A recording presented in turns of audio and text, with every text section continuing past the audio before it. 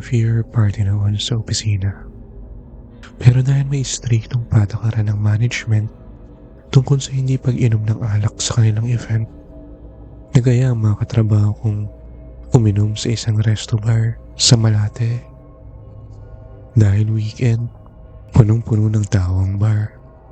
Buti na lang at ilang segundo pagpasok namin ay umalis yung mga tao sa lamesa malapit sa aming kinatatayuan. Sa katabi naming lamesa, mayroon ding 7 taong nakaupo. Batay sa mga suot nila, mukhang galing din sila sa party dahil nakadress ang mga ito. 3 babae at 3 lalaking mukhang magpartner. Dahil hindi ganon kaliwanag ang ilaw sa bar, sa huli ko na lang napansin na may kasama pala silang isang lalaking na nakaupo sa dulo. Una kong napansin yung makapal niyang kulot na buhok. Hindi ko makita ang kanyang muka dahil kakaiba yung anggulo ng upo nito dahil nakaharap ito sa may dingding na parang may iniisip ng malalim. Paminsan-minsan ay natatakpan siya ng kasama niyang lalaki kapag gumalaw sila at nagtawanan. Kailanman, hindi ko siya nakitang nakikihalubilo. Seryosong seryoso ito sa kanyang iniisip at mukhang out of place dahil wala itong kapartner. Dumating yung order namin at nagsimula kaming kumain at magkwentuhan. Paminsan-minsan, hindi ko maiwasang mapatingin sa kanya dahil ang posisyon ng upo ko ay paharap sa lamesa nila. Tuloy pa rin siya sa kanyang ginagawa. Tuloy lang nakatingin sa dingding. Mukhang marami na ata siyang nainom bago sila makarating dito sa bar, kaya nagpapahupa na lang. Dahil sa walang tigil na udyok ng mga pasaway kong katrabaho, yung isang baso ko ng alak ay nasundan ng isa pa at ng isa pa at ng isa pa. Sunod-sunod na kami nagtawanan. Lahat na yata ng chismis ng kumpanya ay alam ng isa kong katrabaho. Shinare niya lahat ang mga may sikretong karelasyon, yung mga baho ng boss, yung mga katiwalian sa management, sino na ang pinakamatagal na empleyado, hanggang sa nauwi yung usapan namin sa kantsawan kung sino yung may mamimit dito sa bar. Naalala ko bigla yung lalaking seryosong nakatulala sa pader. Plano ko sanang pasimpleng kalabitin yung katabi ko at irereto ko ito sa kanya ng paasar. Pero nung tumingin ako sa kabilang lamesa, nakita ko siyang biglang tumayo at naglakad papunta sa kabilang side ng bar. Hindi na ito naabutan ng katrabaho ko nung itinuro ko ito sa kanya. Dumating ang pang-5 bote. Hindi pa ako nakakalahati nang nagsimula ng umikot ang aking paningin. Pero kaya ko pa namang i-balance ang aking katawan patayo. Nagpaalam akong pupunta muna sa CR. Naghihintay ako kung may sasama sa mga katrabaho ko. Pero parang wala silang narinig at tuloy lang sa pagtatawanan at paghanap ng mamimit na lalaki sa bar. Naglakad ako at doon ko napagtanto na kaya ko pa naman dahil diretso pa ang lakad ko. Pero siguro hindi ko na uubusin yung isang bote at magpapaalam na uuwi pagkabalik ko galing CR. Yung CR ng bar ay tago sa may bandang dulo. Kaunti lang ang mga taong nakapwesto doon dahil na rin siguro kapansin-pansin ang mapanghing amoy. May maiksing pasilyong kailangang lakarin ng ilang hakbang bago marating ang CR ng babae. Tiningnan ko ang sign sa pinto at siniguradong para sa babae ito bago ko ito binuksan. Pagkabukas ng pinto ay agad ko itong isinara at napaatras sa may pasilyo. Dahil doon sa nakita kong lalaking nakatayong nagsasalamin. Akala ko naka-t-shirt itong itim. Pero nang mapansin ko ang mga mapupulang hiwa ng laman na nakalitaw at walang nakatakip na tela, doon ko na mabilis sinara ang pinto at tumakbo papalabas. Sa aking pagtakbo ay may nasalubong akong babaeng nagmamadaling pumasok sa CR. Sinubukan ko itong habulin at balaan pero natakot akong sundan siya sa loob. Ang ginawa ko ay hinintay ko lang siya at nakaredy na ako sa pagtawag sa security. Wala pang 2 minuto ay lumabas din ito at saglit nang umiti sa akin. Nakatalikod na ito sa akin nang tanungin ko siya kung walang tao sa loob ng CR. Sumenyas ito ng kamay at sumigaw ng wala bago bumalik sa bar. Pinag-isipan ko kung babalik ako sa mga katrabaho ko o didiretso sa banyo. May kaunting kaba pa rin ako nararamdaman, pero minabuti kong labanan ng takot at inisip na guni-guni ko lang yung kanina. Tsaka yung babaeng pumasok kanina ay mukhang wala namang nakitang kakaiba sa loob. Pagkakatanda ko, isa lang yung cubicle doon at walang matataguan kung may ibang tao. Dahan-dahan akong naglakad papalapit at pinihit ang doorknob at binuksan ang pinto. Maliwanag ang CR at walang tao. Chinek ko sa likod ng pinto bago ko pinasok ang aking paa sa loob. Walang tao. Chinek ko ang loob ng cubicle. Walang tao. Nagtingin-tingin pa ako sa gilid ng salamin at lababo kahit imposibleng may magkasya doon para lang makasigurado. At nang kampante na akong ako lang ang tao sa loob ng CR, ay nilako na ang pintuan. Sunod ay pumasok na ako sa cubicle.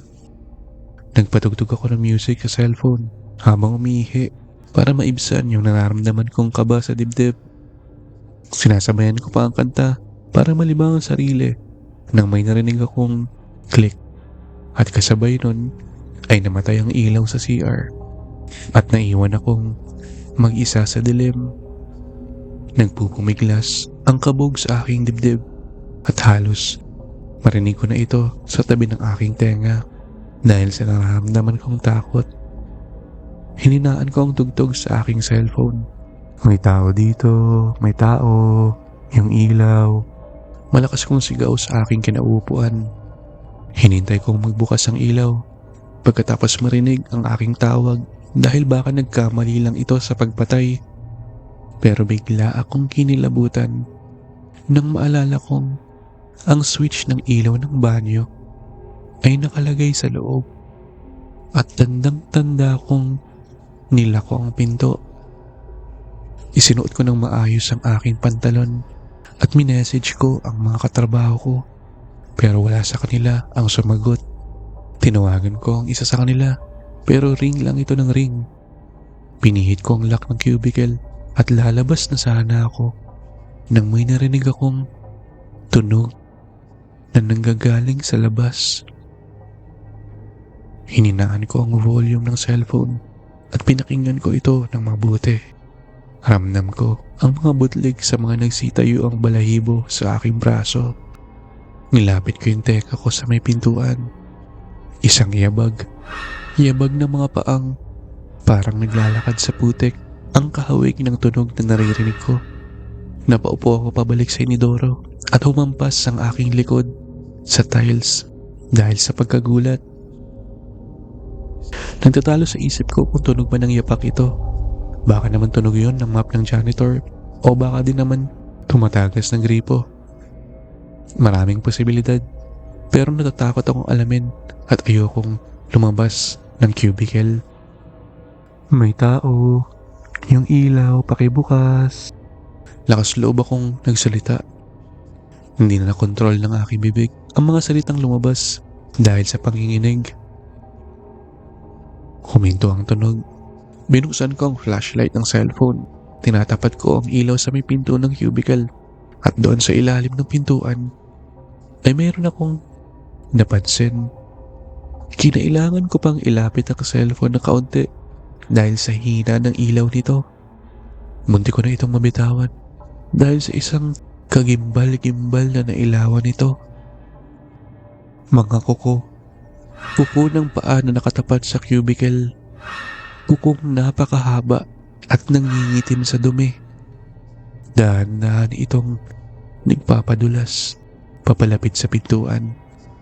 Napasigaw ako at sa aking pagsigaw ay nabalik ang tingin ko sa itaas ng pintuan.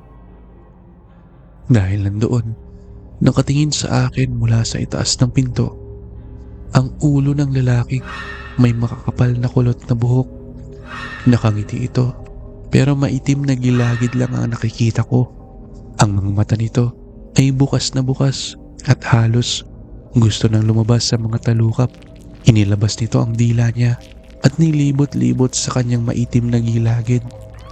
Nagpakawala ako ng malakas na sigaw. Tumalikod ako at pinilit kong siniksik ang katawan sa pinakasulok ng cubicle. Pinikit ko ng madiin ang aking mga mata at tinakpan ko ang aking mga tenga. Ramdam ko ang tunog ng paglapit ng dila ng lalaki malapit sa aking ulo. Papalapit ng papalapit sa akin ang tunog ng kanyang dilang nagpapalibot-libot sa kanyang gilagid. Ramdam ko na ang kanyang malagkit na laway malapit sa aking pisngi. Nang biglang nagring yung cellphone ko, pero hindi ko ito sinagot. Pinabayaan ko lang itong nagri-ring ng ilang segundo. Nanatili pa rin akong nakapikit at nakatakip ang mga tenga. Sunod ay may malalakas na kalampag akong narinig at isang pamilyar na boses. Ang boses ng katrabaho ko. Dahan-dahan kong binuksan ang aking mga mata at sa aking harapan ay nakita kong bukas na ang ilaw at kitang-kita ko na ang lahat. Dahan-dahan akong humarap at tinignan ang ibaba ng pinto ng cubicle at ang itaas. Pero maliwanag na ang sahig at kisame lang ang naroon. Wala yung paa, wala yung muka. Pinihit ko ang lock ng cubicle at mabilis na lumabas at binuksan ang pintuan. 3 sa mga katrabaho ko ang naroon at alalang-alala ang kanilang muka. "Uy, okay ka lang? Kaya mo pa?" tanong ng isa. Lumingon ako pabalik at sinabi sa kanila na may nagpatay ng ilaw at may tao sa loob kanina. Naguluhan yung katrabaho ko sa sinabi ko, kaya sabay-sabay silang pumasok at chinek ang bawat sulok ng CR, kagaya ng ginawa ko kanina. Pero sabay-sabay din silang lumabas at pinakiramdaman ang aking noo. "Sure ka bang okay ka lang?" tanong ng isa sa kanila. Baka sa mukha nila na hindi sila naniniwala sa mga sinabi ko. Sinubukan ko pa ulit sabihin sa kanila, pero hindi ako pinatapos ng isa kong katrabaho at bumalik na raw kami sa aming lamesa dahil may nakilala raw sila. Nagbundong hininga ako at nagpaalam sa kanila na maghuhugas muna ako ng kamay at huwag muna silang aalis at hintayin nila ako. Habang naghuhugas ay nagbasa rin ako ng muka at naghilamos at takang-taka pa rin sa nakita ko. Habang tinitingnan ang aking sarili sa salamin, bigla akong natulala sa nakita sa refleksyon sa aking likod. Simpleng dumi lang ito sa salamin, pero noong tumalikod ako at sinuri ko ito ng mabuti, doon ko na siguradong hindi ako namalikmata. At dahil sa isang nakakapanindig balahibong realisasyon, dahil yung dumi ay hindi lang basta-bastang dumi sa sahig. Dumi ito na may hugis na malaking yapak ng tao. Maputik, madumi, at mahabang yapak ng paa. Mabilis akong tumakbo papalabas ng banyo at inalalayan nila ako pabalik sa lamesa. Pagdating, binigyan nila ako ng malamig na tubig at pinaupo sa may sandalan. Sinabi ng isa kong katrabaho sa mga nakaupo na napasobra yata ako ng inom dahil suka ako ng suka sa CR. Habang hinahabol ang hininga, napansin kong nadagdagan ang mga upuan sa aming lamesa. Pamilyar ang 3 nadagdag na tao dahil sila yung mga lalaking nasa katapat na lamesa namin kanina. Biglang bumalik sa isip ko yung kulot na nakatulala kanina. Parehas na parehas yung buhok niya doon sa nakita ko sa may banyo. Tinanong ko ito doon sa mga lalaki. Parang natatawa yung tingin nila sa akin na para bang nagbibiro ako. Inulit ko ulit yung tanong ko doon sa nakita kong nakaupo at nakatitig sa semento. Tinuro ko kung saan ito kanina. Pero paglingon ko doon, napansin ko na yung kanyang inuupuan ay yung maliit na pagitan ng partisyon at ng upuan. At yung upuan doon ay hindi pwedeng maupuan ng 2 tao dahil may harang ito sa gilid. Tumahimik na lang ako at nang makondisyon ko na ang isip at katawan, nagpaalam na akong uuwi. Wala sa mga katrabaho ko ang gustong sumabay. Lahat sila mukhang may balak sumama sa mga lalaki pagtapos uminom base sa narinig kong usapan nila. Nang ako'y tumayo, bigla akong hinawakan sa braso ng isang lalaki at sinabi niyang huwag muna akong umuwi. Nangungusap ang mga mata nitong parang tuta at nakangiti ng todong lumilitaw ang gilagid. Biglang bumalik sa akin yung lalaking kulot at ang kanyang dilang nagpalibot-libot sa kanyang maitip na gilagid. Ayoko. Ang sabi ko sa kanya, hinila ko ang aking braso sa kanyang pagkakahawak at nag-book ng Grab pauwi. Simula noon, hindi na ako tumikim ng alcohol.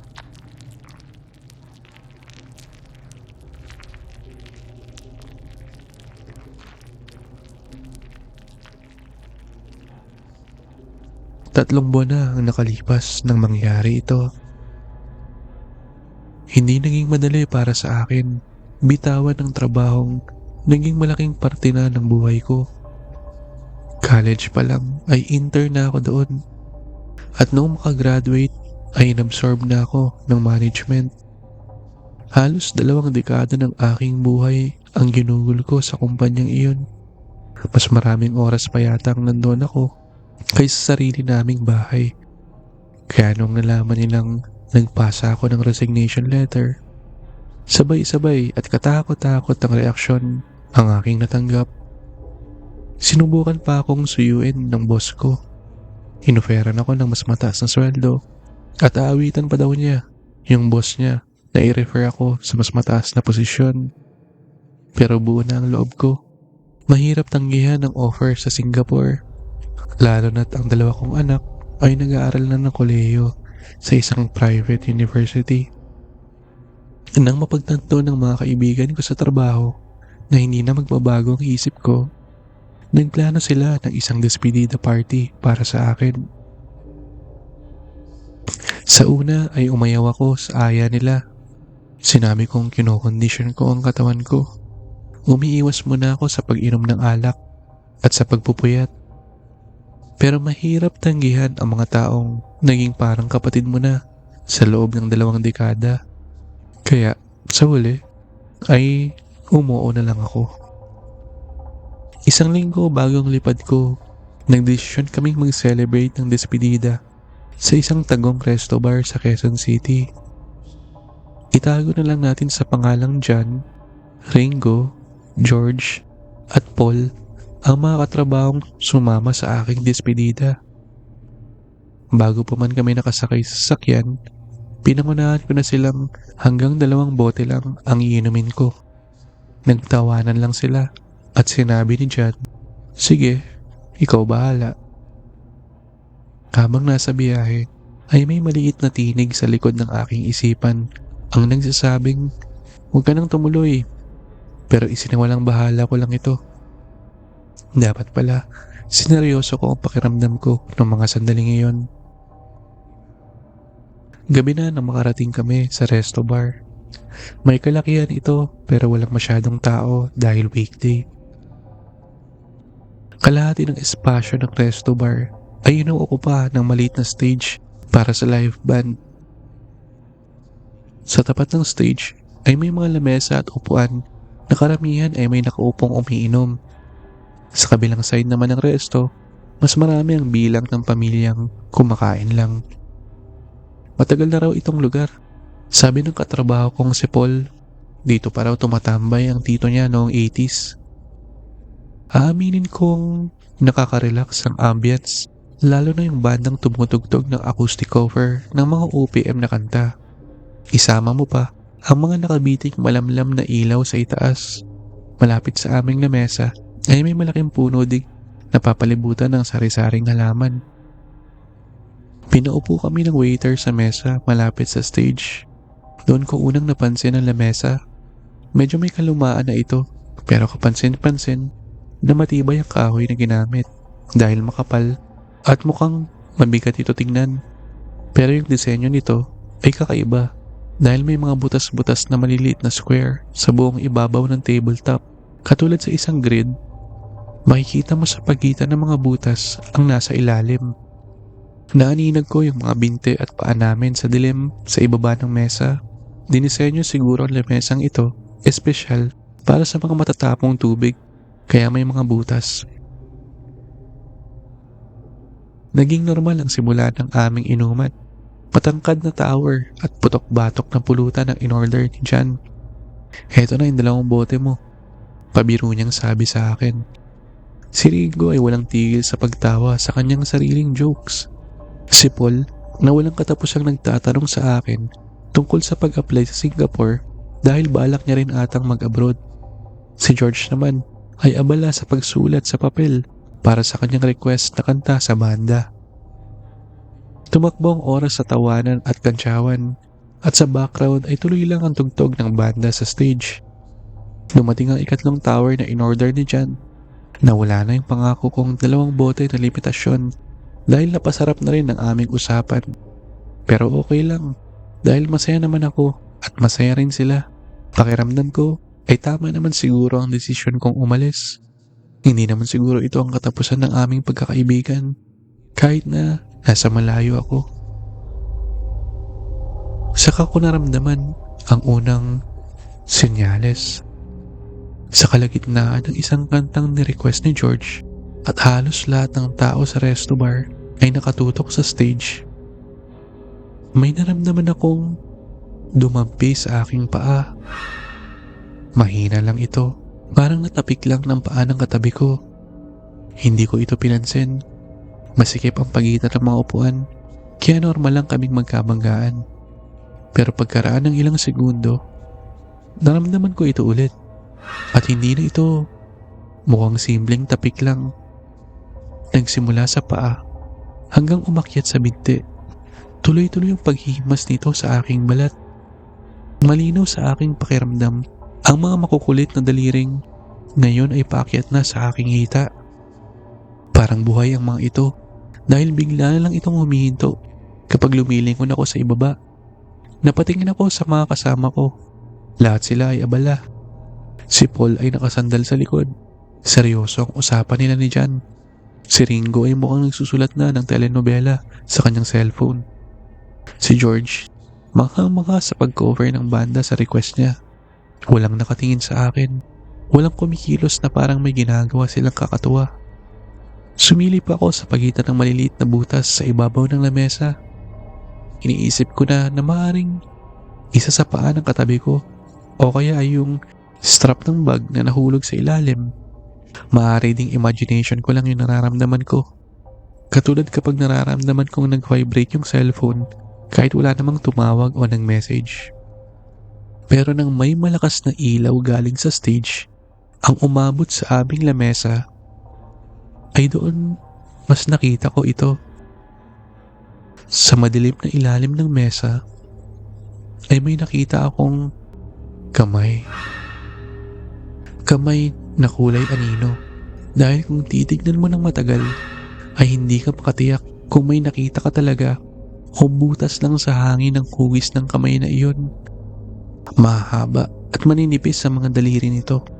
Masyadong mahaba para sa daliri ng isang tao.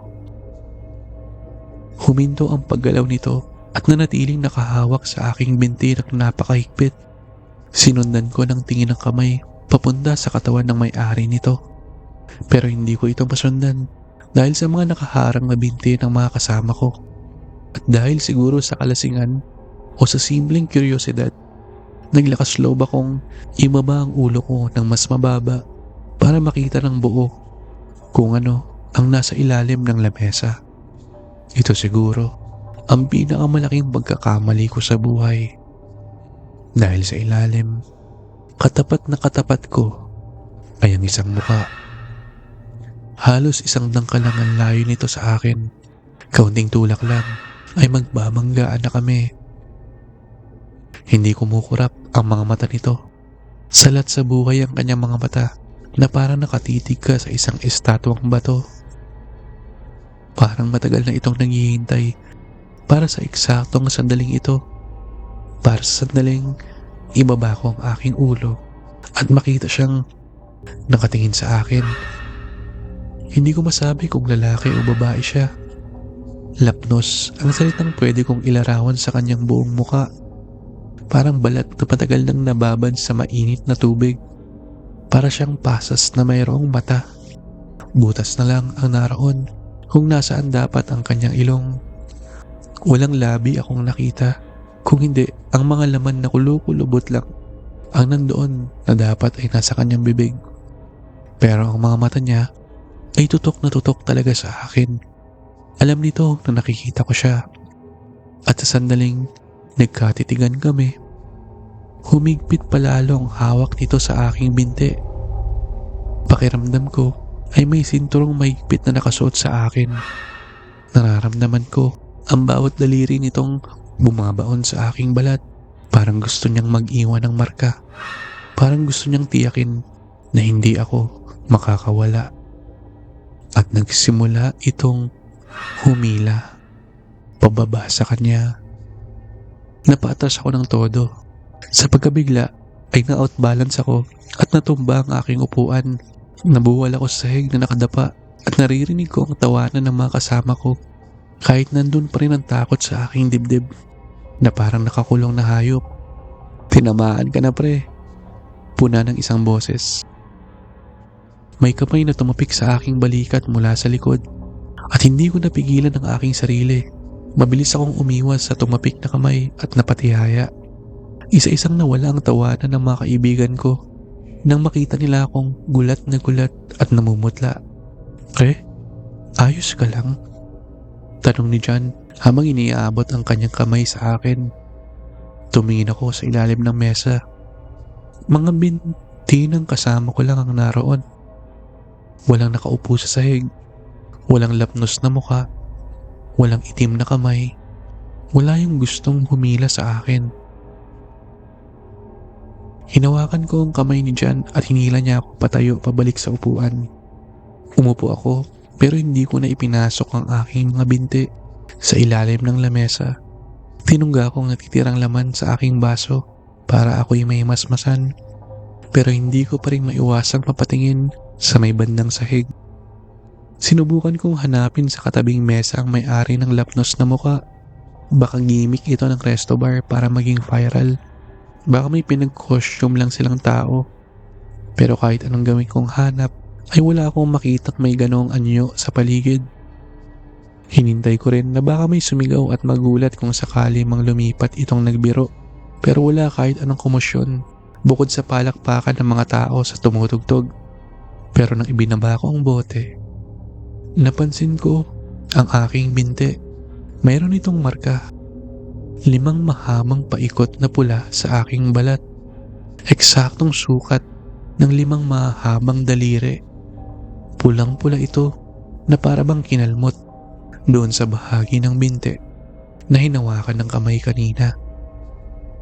Hindi ito nawala kahit nakauwi na ako. Mga ilang araw ang lumipas bago ito naging mapusyaw at gumaling. Pero may mga pagkakataong nararamdaman ko pa din itong namumula at umahapde, lalo na kapag gabi. 3 buwan na ang nakaraan simula nang nangyari yun. Nandito na ako ngayon sa Singapore. Malayong malayo na ako doon sa resto bar. Pero pakiramdam ko, sa tuwing uupo ako sa lamesa, kailangan ko munang sumilip sa ilalim. Dahil sa susunod, kapag may kamay na humila sa akin, baka tuluyan niya na akong makuha.